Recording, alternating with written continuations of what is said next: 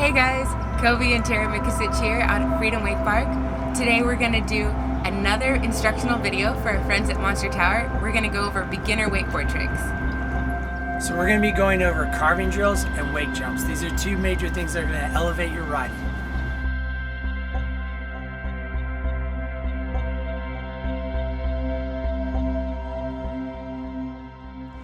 So carving drills is something that I always encourage our students when they're at Freedom Wake Park. This is one of those things that's going to elevate your board control and make you a more consistent rider. When doing a carving drill, we like to edge out on our heel side. I'm left foot forward, so I edge out on the left-hand side of the wave. You go on the outside where the clear water is and then the wake, and you basically bank off the wake. You're not rolling back into the inside of the wave, but you're banking off of it like a surfer would and then edging out. The purpose of this is to really learn your edge control and gripping the rail. So you're not relying on the tail of the board, but you're relying on your edge control with your toes and your heels and really getting good grip with getting the board up on its edge. And that'll give you a lot of control. This will help out not only on your takeoff on your wake jumps, but also on your landings. When you're doing your carving drills, make sure that your weight distribution is even on your feet.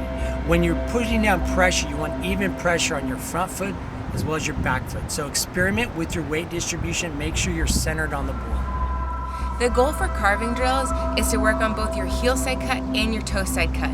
So we want to have really strong, aggressive, controlled edges where you're keeping your shoulders back and your hips underneath you. The other part of it is changing edges. Anytime you're switching from your heels to your toes or your toes to your heels, we're going to go to one hand and really work on controlling the line and just keeping it smooth. Carving drills are something that you're going to continue doing the entire time that you wakeboard. I like to start every set just carving around the wake and getting connected with my edges, and I feel like it just keeps you improving your wakeboarding skills.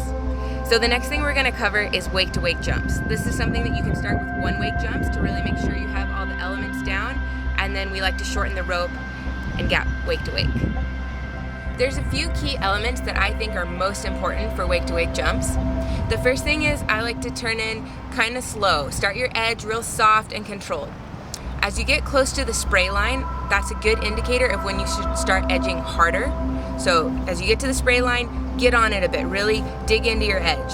And then the whole way up the wake, you want to be starting to rise and stand taller and taller and taller so that at the very top, you're maxed out. Whatever your height is, you're fully that tall through the top of the wake, and then you'll get a really nice floaty jump.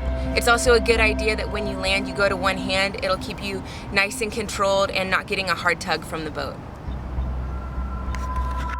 One thing to look out for, if you feel like you're getting bucked and pushed back on the takeoff, it's because your angle is too far away from the boat. Try to stand up more so when you hit the wake, the energy lifts you up and doesn't buck you back.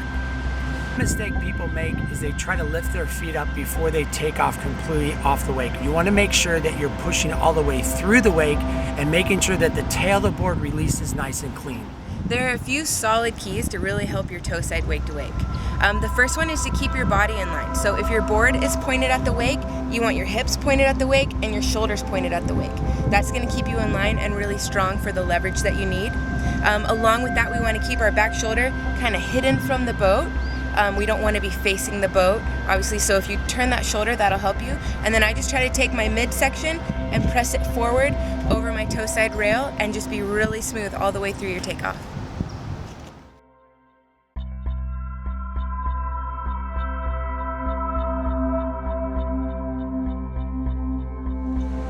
We'd like to thank Monster Tower, and hopefully these instructions will help you enjoy the sport much more.